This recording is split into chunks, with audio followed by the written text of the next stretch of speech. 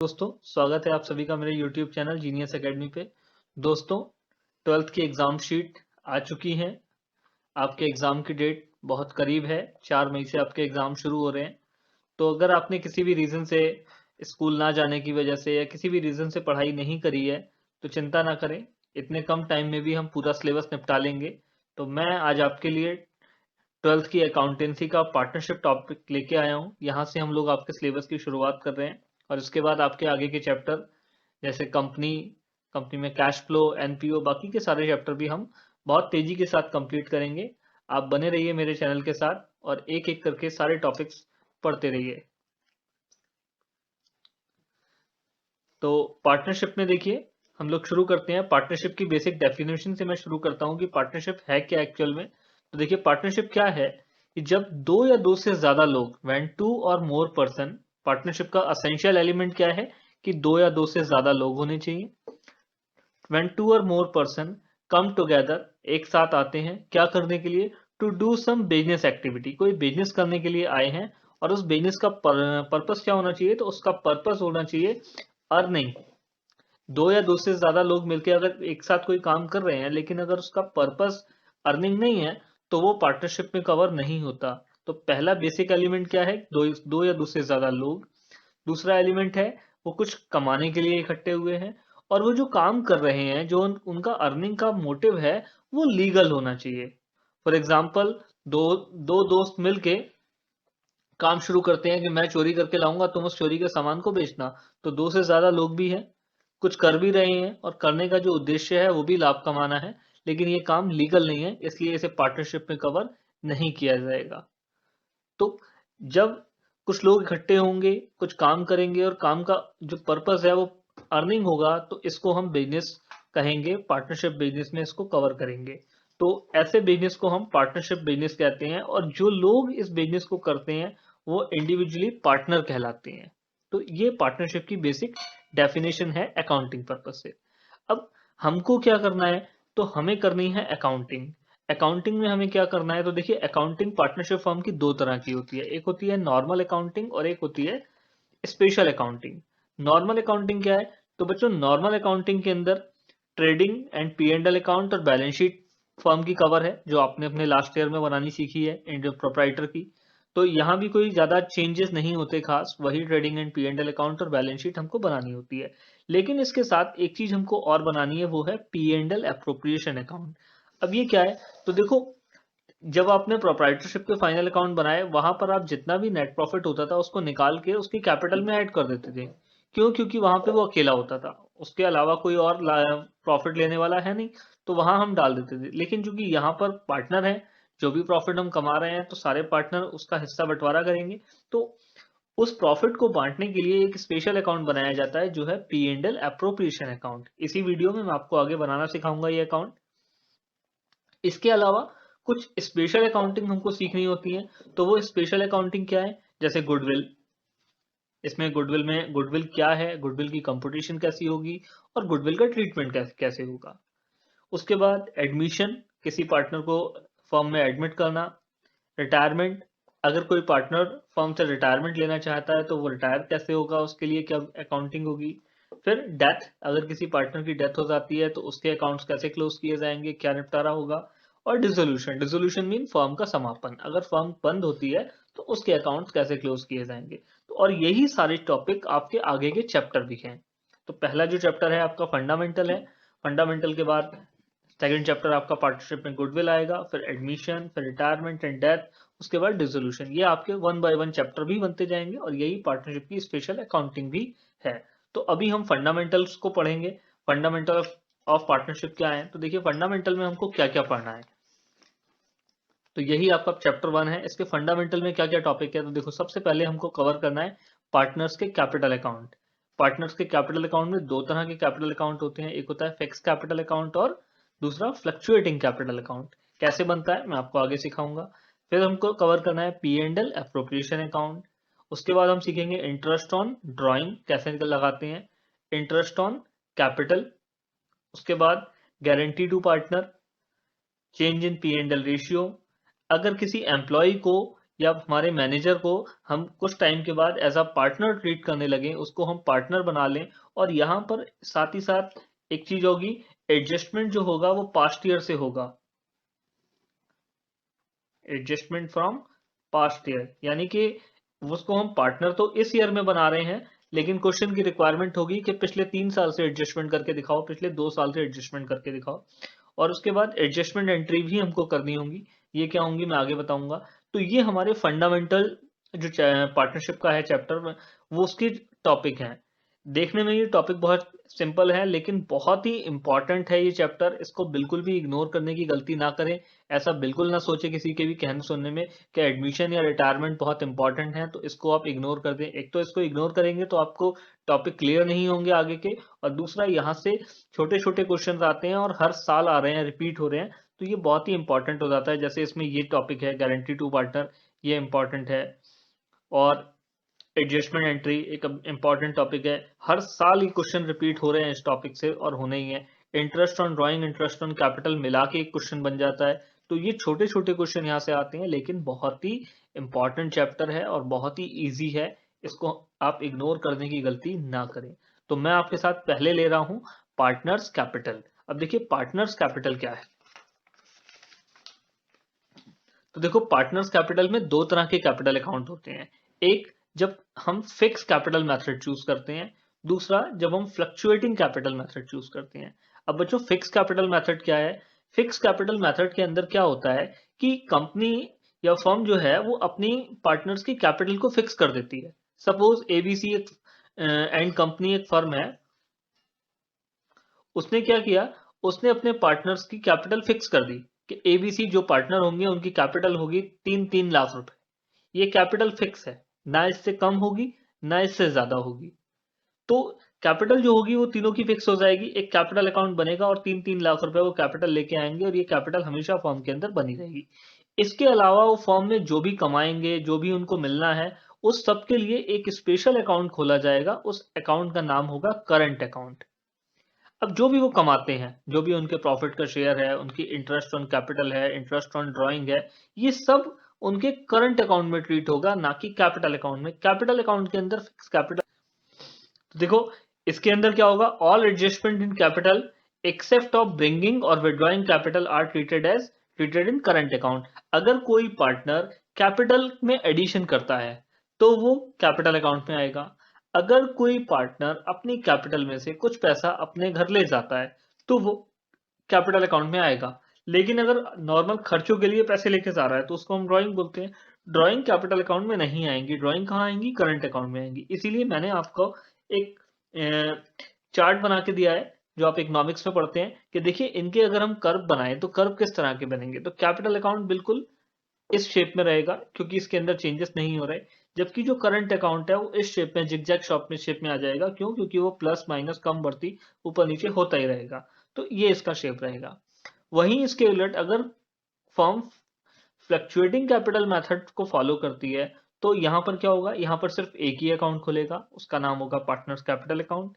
उसके अंदर सभी एडजस्टमेंट होंगे, क्या कैपिटल, क्या गुडविल, क्या रिटायर जो है सैलरी, क्या कमीशन, क्या ड्राइंग, सारे के सारे एडजस्टमेंट कैपिटल अकाउंट के अंदर ही होंगे और कोई इसके अलावा दूसरा अकाउंट नहीं खुलेगा। और यहाँ कैपिटल भी फिक्स नहीं होगी क्योंकि प्लस माइनस कंटिन्यू उसके अंदर हो रहा है। तो इसका जो कैपिटल अकाउंट का कर्व बनेगा वो भी जिगजैग पोजीशन में ही बनके तैयार होगा क्योंकि कैपिटल कम बढ़ती हो रही है। तो देखो मैंने इसके आपके लिए फॉर्मेट भी बनाए हैं।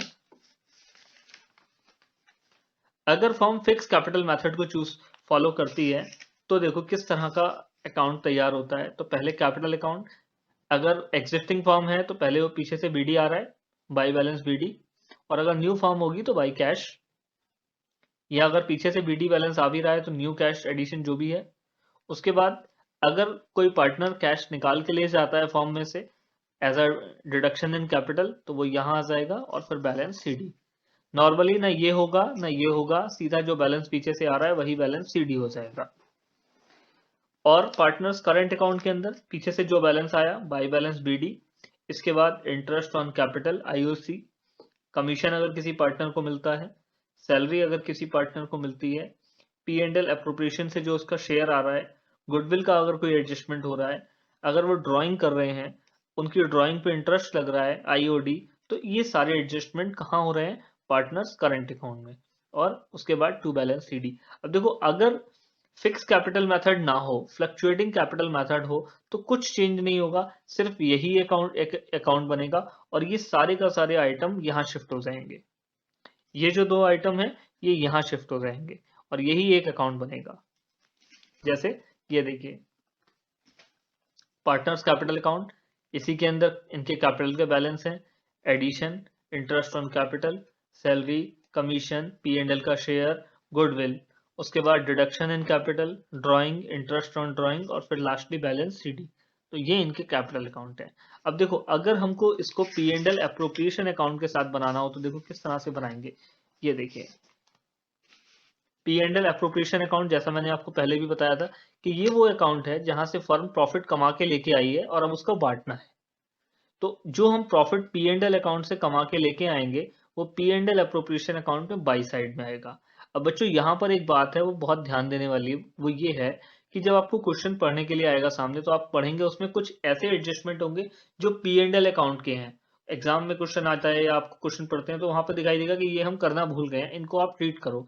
जैसे सपोज मैनेजर कमीशन, अब नेट प्रॉफिट आपको दे रखा है 2 लाख रुपए और दिया है कि 5% मैनेजर कमीशन है, वो देना भूल गए हैं, तो आप 2 लाख रुपए यहाँ प्रॉफिट लिखेंगे और मैनेजर कमीशन को माइनस करके दिखाएंगे। क्यों? क्योंकि ये पी एंड एल अकाउंट का आइटम है, यहाँ पर गलती से हम इसको ट्रीट करना पड़ रहा है क्योंकि वहां हुआ नहीं है।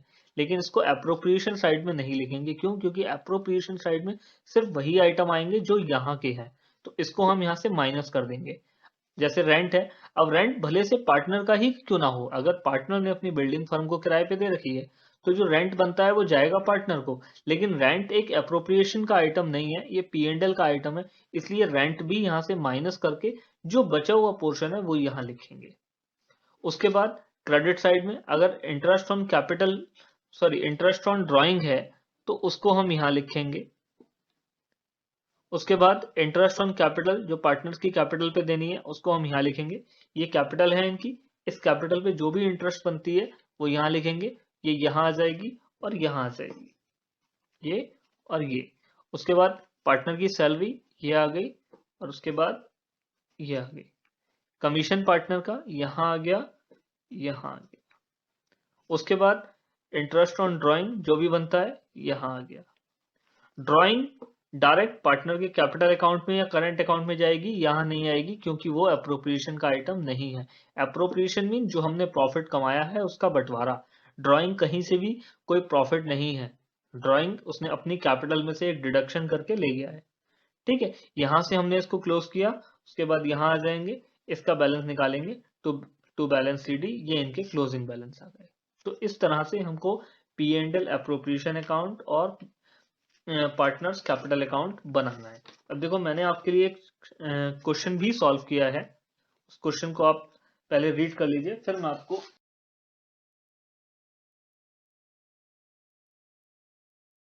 तो इसका क्वेश्चन देखिए क्वेश्चन नंबर 12 है, ABC are partner with a fix capital of ₹1 lakh and 2 lakh 3 lakh. तीन पार्टनर हैं, तीनों की कैपिटल है 1 लाख 2 लाख 3 लाख रुपए। अब यहाँ पर क्या कहता है क्वेश्चन कहता है A is to be allowed monthly salary 600। A को 600 रुपए मंथली सैलरी देनी है, बी को 400 रुपए मंथली सैलरी देनी है। C will be allowed commission of 5% on the net profit after allowing salary of A and B. ध्यान देना है कि जो 5% कमीशन देना है वो नेट प्रॉफिट पे देना है। नेट प्रॉफिट कहाँ है? ये है।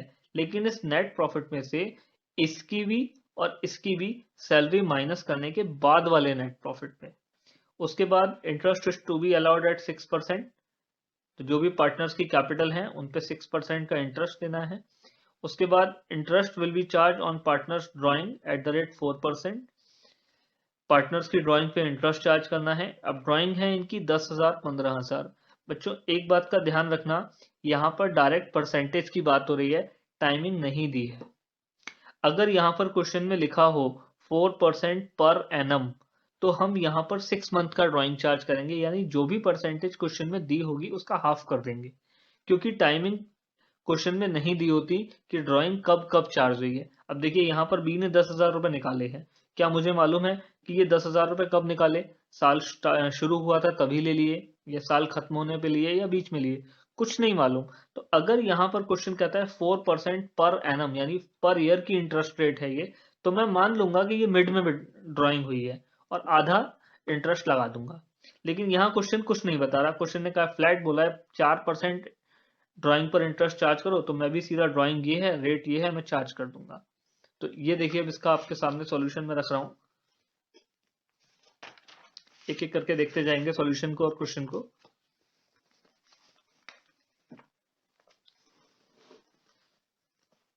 ये देखिए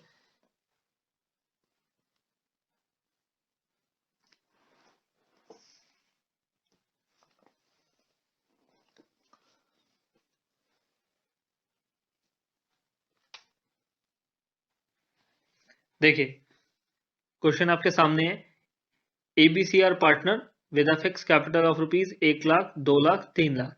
तो इनकी कैपिटल के बैलेंस को यहां पर लिख देंगे इनकी कैपिटल अकाउंट में, by balance BD 1 lakh, 2 lakh, 3 lakh. उसके बाद क्वेश्चन ने आगे बोला, partner did provide that A is to be allowed a salary of rupees 600 and B is to be allowed a monthly salary of rupees 400। तो इन दोनों को सैलरी देनी है। तो देखिए P and L appropriation account में ए की सैलरी 600 रुपए इंटू 12, पूरी साल की सैलरी 7,200 कैपिटल अकाउंट में ले आएंगे, बाई सैलरी ए के कैपिटल अकाउंट में 7,200। फिर बी की सैलरी देखिए, बी सैलरी 400 इंटू 12 4,800, यहाँ बी की सैलरी आ गई 4,800। फिर आगे बढ़ते हैं, third adjustment, C will be allowed a monthly commission of 5% on the net profit after charging salary of A and B. अब देखो प्रॉफिट कितना दिया है, प्रॉफिट सबसे लास्ट में क्वेश्चन ने बताया है, the net profit for the year ending 31 March 2004 amounted rupees 1,72,000। तो यहाँ देखो 1,72,000 रुपए का प्रॉफिट कमाया। ए और बी की अगर सैलरी को काउंट करें तो 7,200 4,800 मीन 12,000, 12,000 को माइनस किया, बचा कितना 1,60,000।